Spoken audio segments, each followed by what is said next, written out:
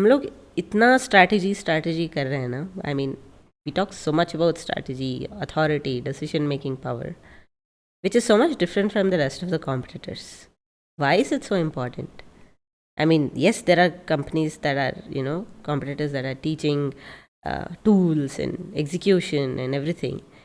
I've very little heard of anybody speak of how to have that authority as a designer and decision making power and being strategically involved.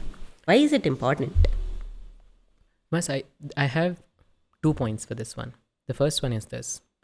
Don't you think that at this point of time, there is a developer or a product manager who could just go to Claude and then say, give me this design system, give me these screens, give me these wireframes, and it does.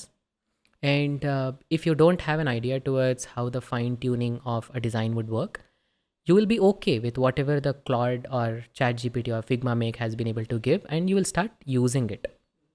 So what happened at this point of time?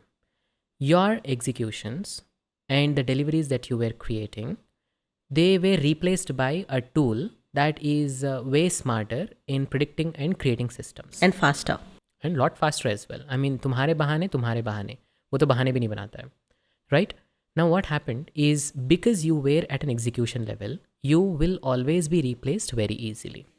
What with the kind of changes which are happening with respect to the industry, technology, and also the role in itself, is you need to be the person who has an idea towards what you want to achieve by the end of it. Not just that I'm supposed to create 10 screens. And you need to start identifying what approach should I take, because there are many hundreds of approaches at this point of time. And it's not simply about, like you said, creating variations of patterns and showing to people ABC versions.